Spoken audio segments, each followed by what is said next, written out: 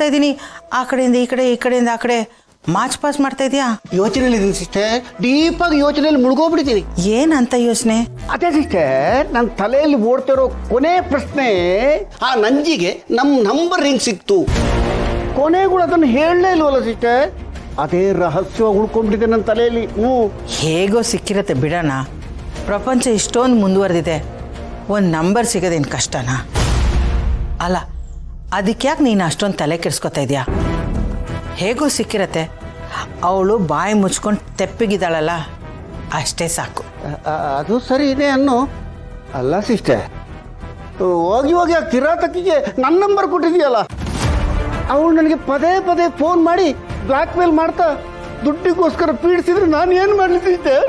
ಪರವಾಗಿಲ್ಲ ಅಣ್ಣ, ಅವಳು ಮನೆಗೆ ಫೋನ್ ಮಾಡೋದ್ಕಿಂತ ನಿನಗೆ ಫೋನ್ ಮಾಡೋದು ಬೆಟ್ರ್ ಅಲ್ವಾ? ಏನಿದ್ರು ನಮ್ಮಲ್ಲೇ ಇರುತ್ತೆ. ಆ ಕಾರಣಕ್ಕೆ ನಾನು ನಿನ್ನ ನಂಬರ್ ಕೊಟ್ಟಿದ್ದು. ಕರೆಕ್ಟಾಗಿ ಯೋಚನೆ ಮಾಡಿದೆ ಸಿಸ್ಟರ್, ಒಳ್ಳೆ ಯೋಚನೆ ಮಾಡಿದ್ಯಾ. ಅಲ್ಲ ಸಿಸ್ಟರ್, ನಿನ್ನ ಹಿರಿ ಮಗ ಮತ್ತೆ ಹಿರಿ ಸೊಸೆ ಮನೆಯಲ್ಲಿಲ್ಲ, ಕಿರಿ ಮಗ ಮತ್ತೆ ಕಿರಿ ಸೊಸೆನೂ ಮನೆಯಲ್ಲಿಲ್ಲ. ಅದೇ ನಮ್ಮ ಪಾಲಿನ ದೌರ್ಭಾಗ್ಯ, ಅವಳನ್ನ ಹಾಸ್ಪಿಟ್ಲಿಗೆ ಅಡ್ಮಿಟ್ ಮಾಡಕ್ಕೆ ಕರ್ಕೊಂಡೋಗಿದಾರಂತೆ.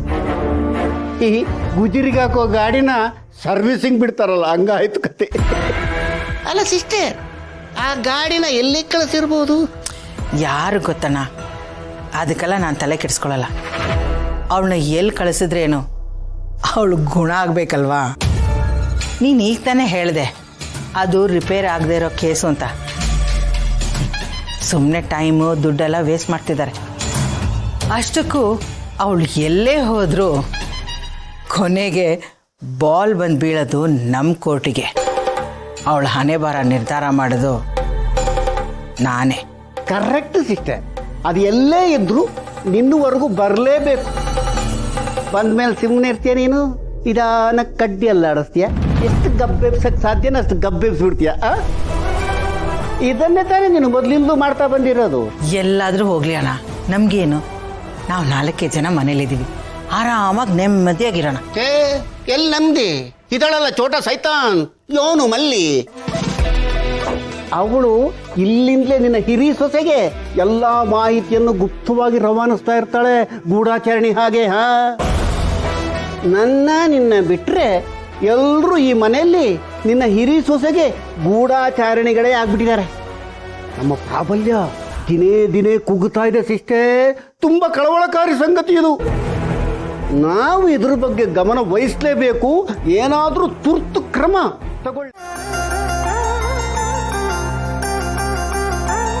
ಏಯ್ ಡಾರ್ಲಿಂಗ್, ನೀನು? ಏಯ್ ಅಪರ್ಣನು ಬರ್ತಾ ಇದ್ದಾಳ? ಹೇಳೇ ಇಲ್ವಲ್ಲ? ಹೆಂಗೂ ಗೊತ್ತಾಗುತ್ತಲ್ಲ ಗೆಳೆಯ. ಫ್ಯಾಕ್ಟ್ ಏನ್ ಗೊತ್ತಾ, ನಮಗ್ ಬೇಕೋ ಬೇಡೋ ಮದುವೆ ಆಗ್ಬಿಟ್ಟಿರ್ತೀವಲ್ಲಪ್ಪ, ಎಲ್ಲಿಗೆ ಹೋದ್ರು ಬೆನ್ನಿಗೊತ್ತಿದ್ ಬೇತಾಳ ತರ ಜೊತೆ ಕಟ್ಕೊಂಡು ಹೋಗ್ಲೇಬೇಕು. ಅದಕ್ಕೆ ಸಾರಿ, ಅದು ಪ್ರೀತಿಯಿಂದ ಉಪಯೋಗಿಸಿರೋ ಪದ. ನೋಡ, ನಾವೇನೇ ಪ್ಲಾನ್ ಮಾಡಿದ್ರು ಅದು ಆ ಥರ ಆಗಲ್ಲ, ಬೇರೆ ಥರನೇ ಆಗೋದು. ಅದೇನೋ ಅಂತಾರಲ್ಲಪ್ಪ, ಹಸ್ಬೆಂಡ್ ಪ್ರಪೋಸಸ್ ವೈಫ್ ಡಿಸ್ಪೋಸಸ್ ಅಂತ. ಆ ಥರ ಯಾರಿಗೆ ಹೇಳೋಣ ನಮ್ಮ ಪ್ರಾಬ್ಲಮ್? ನೋಡು, ಸುಮ್ನೆ ಹೇಳ್ಬೇಕು ಅಂತ ಏನೇನೋ ಹೇಳಕ್ ಬರ್ಬೇಡ. ನಾನ್ ಬಂದಿರೋದಕ್ಕೆ ಒಂದ್ ರೀಸನ್ ಇದೆ. ಓಹ್, ಏನಮ್ಮ ಅಂತ ರೀಸನ್? ನೀವ್ ಬರೀ ಗಂಡಸ್ರೇ ಆದ್ರೆ ಭೂಮಿಕಾಂಗ್ ನೋಡ್ಕೊಳ್ಳೋರು ಯಾರು? ಅವಳು ಕಂಪ್ನಿ ಕೊಡೋರು ಯಾರು? ಅವಳನ್ನ ಕೇರ್ ಮಾಡೋರು ಯಾರು? ಯಾರಾದ್ರೂ ಹೆಂಗಸ್ರಿದ್ರೆ ಅವಳಿಗೂ ಹೆಲ್ಪ್ ಆಗುತ್ತಲ್ವಾ? ಅದಕ್ಕೆ ನಾನು ಬಂದಿದ್ದು. So sweet, thank you so much.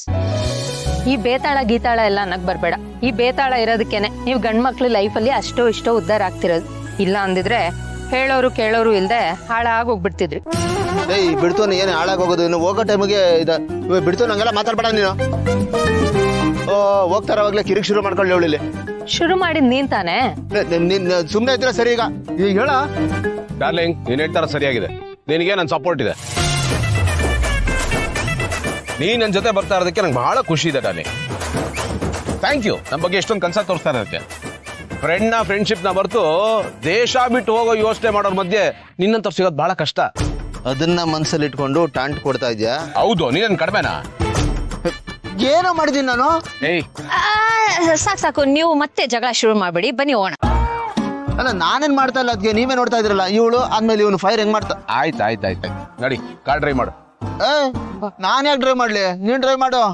ಏಯ್ ಒಂದ್ ಅಷ್ಟು ದೂರ ಟ್ರೈ ಮಾಡು, ಆಮೇಲೆ ನಾನು ಮಾಡ್ತೀನಿ. ಸರಿ, ಅದೇನು ಆರ್ಡರ್ ಮಾಡತ್ತಾರ ಹೇಳ್ತಾ ಇದ್ಯಾ? ನೀನ್ ಆಫೀಸಲ್ಲಿ ಅಷ್ಟೇ ಬಾಸಮ್ಮ, ಇಲ್ಲಿ ಬರೀ ಫ್ರೆಂಡ್ಸ್ ಅಷ್ಟೇ ರಿಕ್ವೆಸ್ಟ್ ಮಾಡ್ಕೊಂಡ್ರೆ ಮಾಡೋದು ಅಲ್ವೇನೆ? ನೋಡ್ರಿ ಎಷ್ಟು ಸಾಧಿಸ್ತಾನೆ.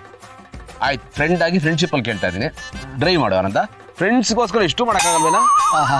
ನೋಡ್ದಾ, ಸ್ಟ್ಯಾಂಡ್ ಕೊಟ್ಬಿಡೋದು, ಆಮೇಲೆ ಸೆಂಟಿಮೆಂಟಲ್ ಟಚ್ ಮಾಡ್ಬಿಡೋದು.